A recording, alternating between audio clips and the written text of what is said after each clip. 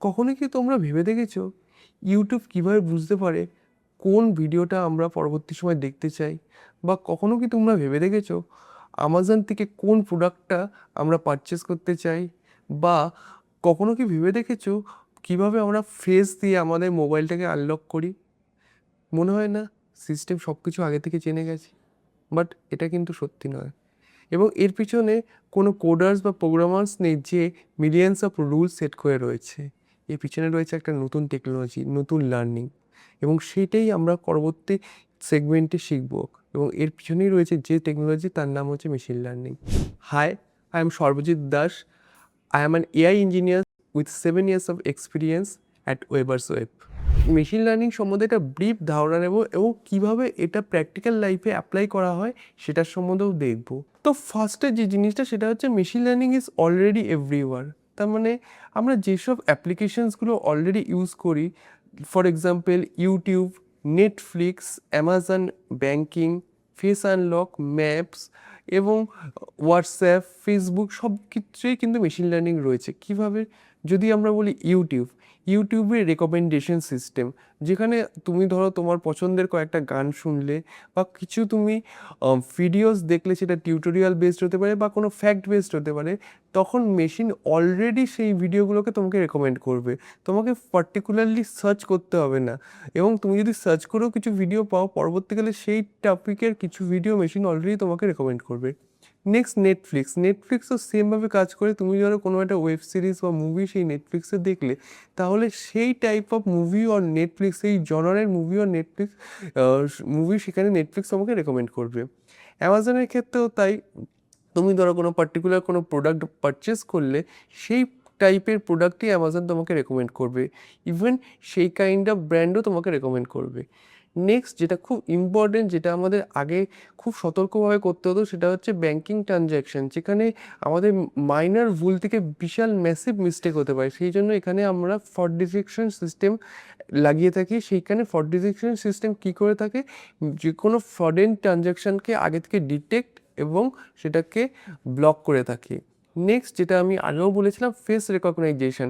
আমাদের ফেসটা অলরেডি সিস্টেমে প্রিজার্ভড রয়েছে, তো সেই ওয়াইজ আমাদের ফেসের ইমেজ থেকে কিন্তু আমরা মোবাইল বা অন্য ডিভাইসকে আনলক করতে পারি।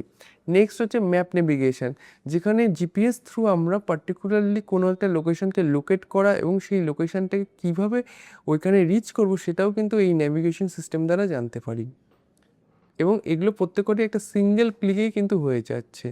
তো সেক্ষেত্রে আমাদের তিনটে জিনিসের উপর বেস করে যেতে হয়: click, search and scroll. Next পার্টে আমরা শিখব learning patterns instead of rules.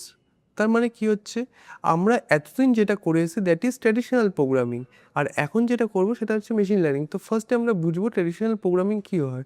তো এখানে কি থাকে, রুলস থাকে আর ডেটা থাকে, তার উপর বেস করে আমরা আউটপুটকে জেনারেট করে থাকি। তো সেখানে ডেভেলপার্সকে প্রত্যেক কটা রুলকে এক্সপ্লিসিটলিভাবে লিখতে হয় এবং সিস্টেম সেই ইনস্ট্রাকশন বা রুলকে ফলো করে এবং তারপর তারা আউটপুট জেনারেট করে। বাট যখনই কোনো নতুন কোডের আসে, সেটাকে সিস্টেম অ্যাডাপ্ট করতে পারে না। বাট মেশিন লার্নিংয়ের ক্ষেত্রে কী হচ্ছে, এখানে থাকছে ডেটা এবং পাস্ট আউটকামস, তার মানে হিস্টোরিক্যাল ডেটা, তার উপর বেস করে একটা মডেল বিল্ড আপ হচ্ছে।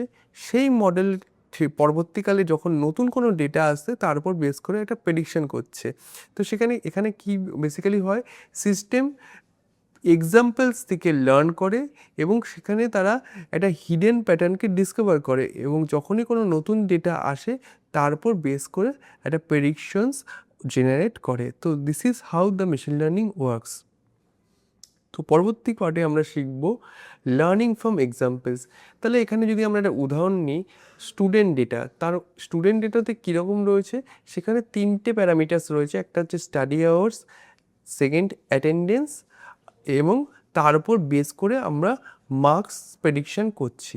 তো সেখানে দুটো ইম্পর্টেন্ট থিং হচ্ছে, একটা স্টুডেন্ট কতক্ষণ পড়াশুনো করছে এবং তার অ্যাটেন্ডেন্স। তো এখানে আমরা যে পাস্ট ডেটা দিয়ে সিস্টেমকে ফিড করি, that is study hours and attendance, এবং তারপর আমরা তার উপর বেস করে একটা মডেল বিল্ড আপ করি এবং সেই মডেলটা প্রেডিক্ট করছে কীরকম টাইপের মার্কস স্টুডেন্টটা পেতে পারে। তো সেক্ষেত্রে যত বেশি স্টাডি আওয়ার্স আর অ্যাটেন্ডেন্স হবে তার মার্কস হায়ার হবে, যদি স্টাডি আওয়ার্স এবং অ্যাটেন্ডেন্স কম হয় তাহলে তার মার্কস লোয়ার হবে। This is how it works. Next পরবর্তী পার্টে আমরা শিখব কিছু স্টেপস কীভাবে মেশিন লার্নিং কাজ করে। তো ফার্স্ট হচ্ছে collect data, then learn pattern, then make prediction.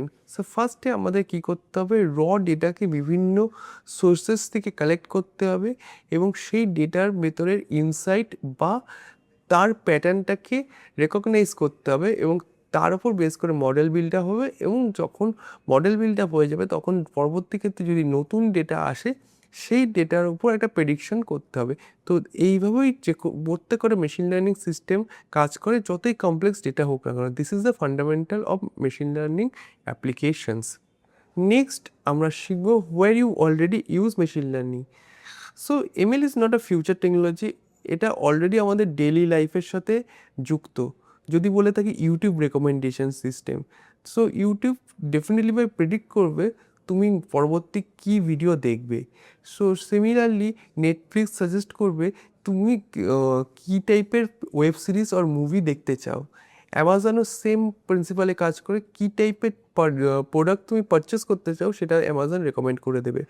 Next হচ্ছে ফ্রড ডিটেকশন, যেটা ব্যাঙ্কিং সেক্টরসে একটা খুব ইম্পর্টেন্ট জিনিস। সেখানে কোনো রকম সাসপিসিয়াস ট্রানজ্যাকশন আসলে সেটা ইনস্ট্যান্টলি ব্যাঙ্ক ওটাকে ডিটেক্ট করে এবং সেই ট্রানজ্যাকশানটাকে ব্লক করে। তার পরবর্তী সময় আমরা দেখেছি ফেস রেকগনাইজেশন, যেখানে তোমার ফেস দিয়ে তোমার মোবাইলটাকে আনলক করা হয় by identifying your face. Next হচ্ছে ভয়েস অ্যাসিস্ট্যান্স, ওখানে তোমার স্পিচ এবং ইন্টেন্টকে আন্ডারস্ট্যান্ডিং করে মেশিন পরবর্তী স্টেপগুলো নিয়ে থাকে। নেক্সট আমরা শিখব হাউ রিকমেন্ডেশন সিস্টেমস ওয়ার্ক, কীভাবে রিকমেন্ডেশন সিস্টেম কাজ করে।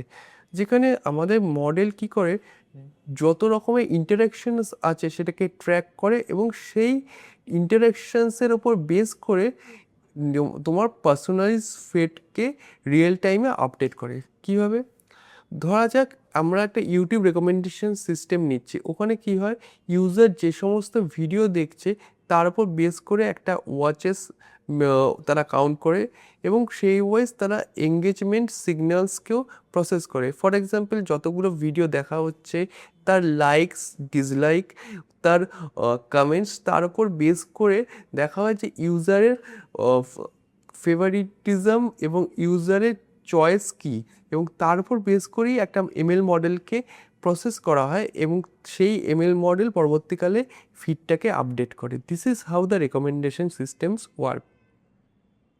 নেক্সট আমরা শিখব machine learning doesn't think like human. আমরা ভাবতেই পারি যে মেশিন লার্নিং কমপ্লিটলি একটা হিউম্যান অ্যানালজিতেও কাজ করে, বাট না, এখানে কিন্তু হিউম্যানের আন্ডারস্ট্যান্ডিংয়ের সাথে মেশিনের কিছু ডিফারেন্স আছে।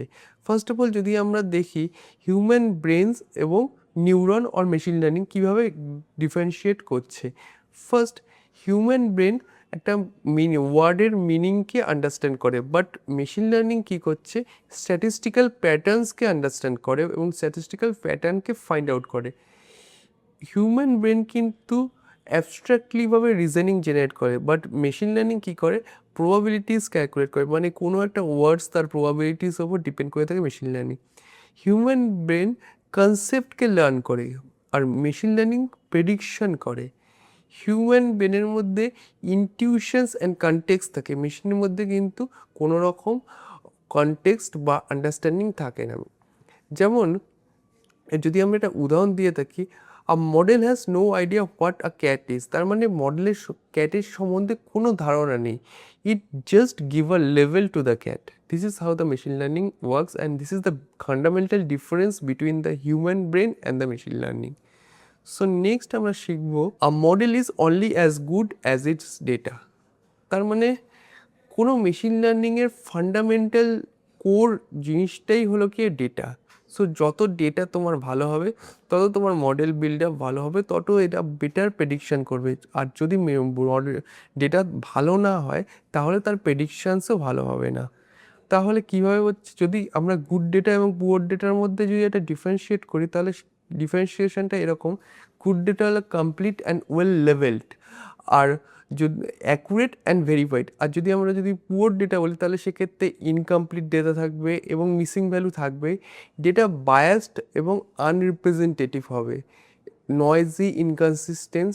আর একটা জিনিস সেটা হচ্ছে ইমব্যালেন্সড ডেটা হয়ে থাকবে। সো এইরকম ডেটার উপর আমরা যদি কাজ করে থাকি তাহলে যে মডেলটা বিল্ড আপ হবে সেই মডেলটা ঠিকঠাক প্রেডিকশন করবে। So first and foremost thing is to collect a good data. আর যদি ডেটা ঠিকঠাকও না হয় তার উপরেও আমাদের ডেটা অ্যানালিটিগুলো সেইভাবেই কাজ করা এবং ডেটা অ্যানালিসিসটা সেইভাবেই করা হয়ে থাকে। নেক্সট আমরা শিখব machine learning in one picture. তাহলে কি হচ্ছে, ফার্স্ট ডেটা যেটা ফান্ডামেন্টাল, আমি আগেও বলেছি যে কোনো একটা সিস্টেমকে র ডেটা দিয়ে ফিট করতে হয় এবং সেই র ডেটা দিয়ে যে ফিট করার জন্য আমাদের সেইখানে হিউজ অ্যামাউন্ট অফ ডেটা দরকার। যত বেশি ডেটা তত তার প্রেডিকশন অ্যাকুরেসি বেশি হবে। Second, pattern recognition. এই ডেটা একটা হিডেন কোরিলেশন কাজ করে এই প্যাটার্নটাকে রেকগনাইজ করার জন্য। So after pattern recognition, learning. তারপর প্যাটার্নটাকে বুঝতে পারার পরই মেশিন কী করে, সেই প্যাটার্নটাকে লার্ন করে এবং সেই লার্নিংটা প্রত্যেক কটা স্টেপে মডেলের ইমপ্রুভমেন্ট হয় এবং যত যত তুমি নতুন ডেটা দিয়ে ফিট করবে তত তার ইমপ্রুভমেন্ট বেশি হবে। এবং লাস্ট, প্রেডিকশন। যখন একটা আনসিন ডেটা ওই মডেলটাকে ফিট করা হয় তখন এই লার্নিংয়ের উপর বেস করে মডেল একটা প্রেডিকশন করবে। This is how the total technology works. So far machine learning সম্বন্ধে একটা ব্রিফ অ্যান্ড কমপ্লিট ধারণা তোমাদেরকে দিলাম। পরবর্তী টিউটোরিয়ালে এর সম্বন্ধে আরও বিস্তারিত আলোচনা তোমরা দেখতে পাবে এবং আরও তোমাদের কনসেপ্ট ক্লিয়ার হবে। যদি তোমাদের এই ভিডিওটা ভালো লেগে থাকে অবশ্যই জানাবে এবং নেক্সট ভিডিওতে তোমাদের সাথে আবার দেখা হচ্ছে। Thank you.